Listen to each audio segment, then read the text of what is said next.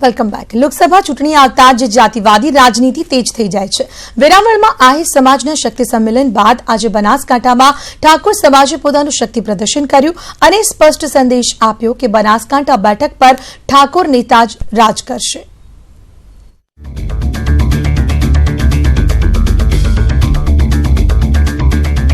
ઠાકોર સમાજને આક્રોશ છે કે શું બનાસકાંઠામાં ઠાકોર સમાજને ખાલી વોટ જ લેવો છે? બંને પાર્ટીઓને ખાલી વોટ જ લેવાનો છે? ઠાકોર સમાજનો ખાલી ઉપયોગ જ કરવો છે? ચૂંટણી ટાણે જ બનાસકાંઠા અને ઠાકોર સમાજમાં કંઈક આવો રોષ છે। આ વખતે બનાસકાંઠામાં ઠાકોર સમાજ લડી લેવાના મૂડમાં છે। ઠાકોરોનું સ્પષ્ટપણે માનવું છે કે લોકસભામાં આ વખતે બનાસકાંઠા બેઠક પરથી ઠાકોર નેતાને જ ટિકિટ મળે અને આ જ માંગ સાથે ઠાકોરોએ ડીસામાં દરબાર ભર્યો। કોઈ પણ પાર્ટી ટિકિટ આપે, ઠાકોર સમાજની ટિકિટ આપે, અત્યાર સુધી ઇતિહાસ છે કે બનાસકાંઠામાં ઠાકોર સમાજની કોઈ પાર્ટી ટિકિટ આપી નથી અને ઠાકોર સમાજની હંમેશા અવગણના થાય જ છે। એના માટેની ચર્ચા વિચારણા હતી। બનાસકાંઠાના જાતિગત સમીકરણ પર નજર કરીએ તો 24,22,000 થી વધુની આબાદી છે, જેમાંથી 16 લાખથી વધુ મતદારો છે।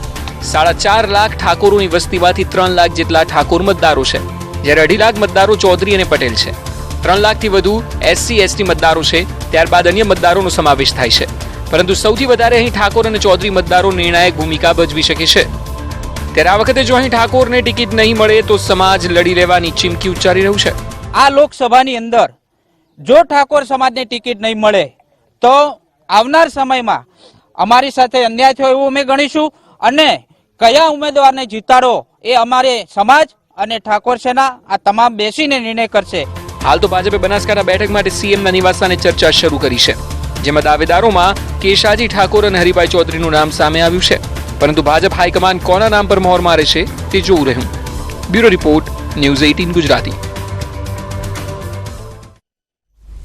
ગુજરાતમાં મિશન 26 સાથે ભાજપ ચૂંટણી મેદાને ઉતરી છે। ઉત્તર ગુજરાતની મહેસાણા અને સાબરકાંઠા બેઠક પર સેન્સ પ્રક્રિયા ભાજપે પૂર્ણ કરી। રાજનીતિની લેબોરેટરી ગણાતા મહેસાણામાં આશાબેનના નામને લઈ પેચ ફસાયો છે, તો આ તરફ સાબરકાંઠામાં વર્તમાન સાંસદ દીપસિંહ રાઠોડને ફરીથી ટિકિટ માટે પ્રબળ દાવેદાર માનવામાં આવી રહ્યા છે। ત્યારે નજર કરીએ બંને સીટના સમીકરણો પર।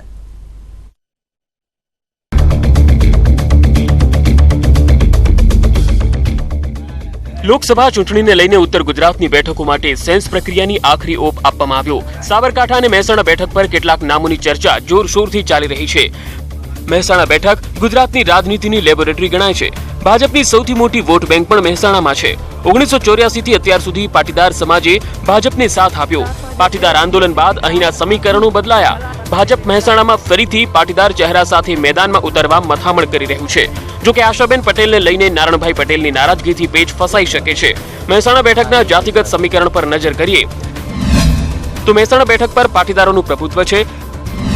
4,02,870 થી વધુ પાટીદાર વોટ બેંક છે, જ્યારે 1,08,980 થી વધુ ક્ષત્રિય સમાજની વોટ બેંક છે। બ્રાહ્મણ, ચૌધરી અને રબારી સમાજની વોટ બેંક પણ અસર કરી શકે છે। પાટીદારોની વોટ બેંક મેળવવા ભાજપ પાટીદાર નેતા પર દાવ ખેલવાના મૂડમાં છે। આશાબેન પટેલને મહેસાણાથી લોકસભા ચૂંટણી માટે સૌથી પ્રબળ દાવેદાર માનવામાં આવે છે। મહેસાણા બેઠકના ગણિત પર નજર કરીએ તો મહેસાણા જિલ્લામાં કુલ 20,22,310 ની આબાદી છે, જેમાં 25.85% શહેરી વસ્તી, જ્યારે 74.15% ગ્રામીણ વસ્તી છે।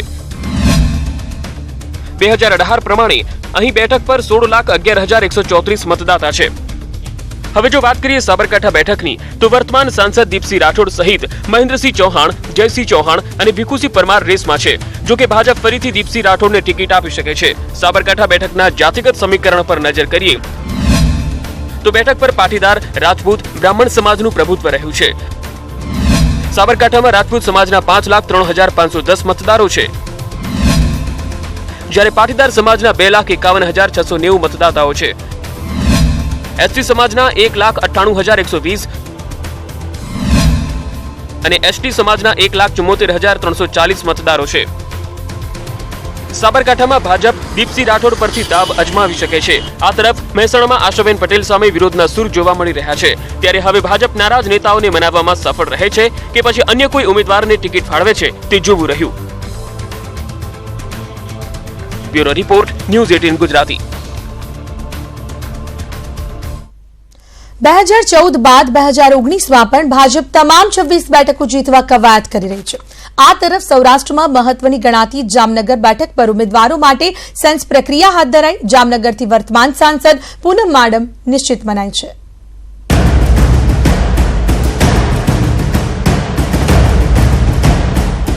લોકસભા ચૂંટણીને લઈને જામનગર બેઠક પર રાજકીય માહોલ ગરમાયો છે.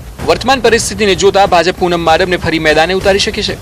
2014માં મોદી લહેરમાં પૂનમ માડમ જામનગરથી ભારે બહુમતી સાથે ચૂંટાઈ આવ્યા હતા. જામનગરના 2014ના લોકસભા પરિણામો પર નજર કરીએ તો 2014માં પૂનમ માડમે કોંગ્રેસના અર્જુનભાઈ માડમને માત આપી. પૂનમ માડમને 4,84,414 વોટ મળ્યા તો અર્જુનભાઈ માડમને 3,09,123 વોટ મળ્યા. પૂનમ માડમ 1,75,000થી વધુ મતથી જીત્યા. જામનગરના જાતિગત સમીકરણ પર નજર કરીએ તો કુલ 16,15,700 મતદારો છે, જે પૈકી ક્ષત્રિય સમાજના 1,37,980 અને પાટીદાર સમાજના 2,32,760 મતદાતાઓ છે, જ્યારે બ્રાહ્મણ સમાજના 74,590, એસસી સમુદાયના 1,18,330 અને એસટી સમાજના 11,000થી વધુ મતદારો છે. આજે ગુજરાતમાં ફરીથી તમામ 26 બેઠકો જીતવા કમર કસી રહી છે. તેવામાં જામનગર બેઠક પર સેન્સ પ્રક્રિયા પૂર્ણ કરાઈ છે. Bureau report, news 18 Gujarati. 2019ની લોકસભાની ચૂંટણીને હવે ગળીઓ ગણાઈ રહી છે, ત્યારે કારડિયા રાજપૂતોએ ફરી ભાજપ સામે બાયો ચઢાવી છે. આગામી દિવસોમાં તેઓએ લડી લેવાની ચીમકી પણ ઉચ્ચારી છે.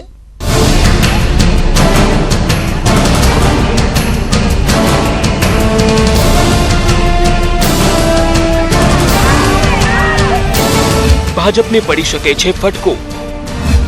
રાજપૂતો લડી લેવાના મૂડમાં.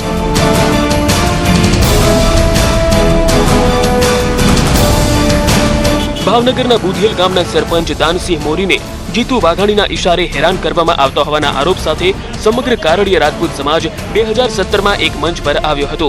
જો કે તે વખતે ચૂંટણી પહેલા કારડિયા રાજપૂતોનો આક્રોશ ભારે પડી શકે તેમ હોય ભાજપના અધ્યક્ષ અમિત શાહ અને વજુભાઈ વાળાએ મધ્યસ્થી કરીને સમાધાન કરાવ્યું હતું અને દાનસિંહ મોરી સામેના કેસો પાછા ખેંચવા માટેનું વચન આપ્યું હતું. જો કે આ ઘટનાને 2 વર્ષ વીતવા છતાં દાનસિંહ મોરી સામે થયેલા કેસો પાછા ખેંચવામાં આવ્યા નથી. દાનસિંહ મોરીએ ન્યૂઝ 18 ગુજરાતીને જણાવ્યું કે અમે અમિત શાહ અને ભાજપ પર ભરોસો રાખીને સમાધાન કર્યું હતું અને ચૂંટણીમાં ભાજપને મદદ કરી હતી.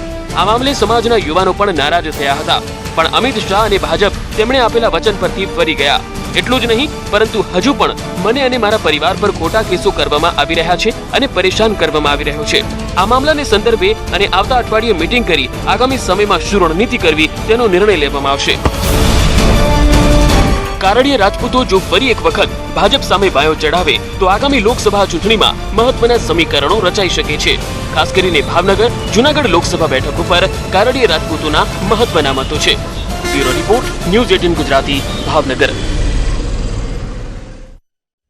હોળીના તહેવાર બાદ બીજા દિવસે દેશભરમાં લોકો ધૂળેટીનો તહેવાર ઉજવે છે, જેમાં અબીલ, ગુલાલ સહિત વિવિધ રંગનો પણ ઉપયોગ થાય છે. ત્યારે કેમિકલ યુક્ત રંગના કારણે હોળીનો રંગ ફિક્કો અને પીડાદાયક થઈ શકે છે. બજારોમાં મળતા કેમિકલવાળા કલરથી આપની ચામડીને નુકસાન થઈ શકે છે.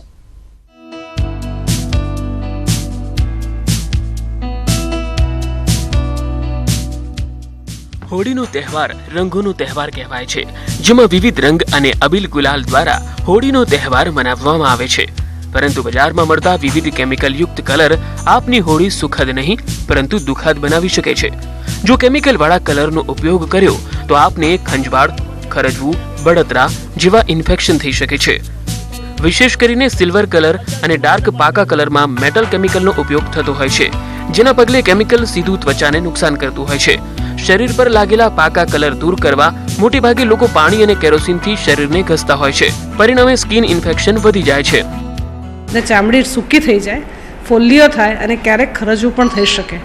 આમ કેમિકલ રંગ વાપરવાથી સ્કિનને ઘણું બધું નુકસાન થઈ શકે છે. માટે આપણે ઓર્ગેનિક કલરો એટલે કે જે ફૂલોમાંથી બનેલા કલરો છે એનો આપણે ઉપયોગ કરવો જોઈએ, જે હવે આપણને ઇઝીલી બજારમાં મળી આવતા હોય છે. હોળીના પર્વને લઈને હવે ધીરે ધીરે જાગૃતિ આવી રહી છે.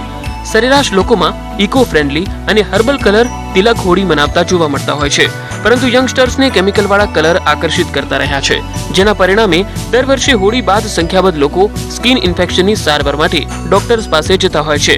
ત્યારે બજારમાં પણ હવે હર્બલ કલરનું વેચાણ વધી રહ્યું છે.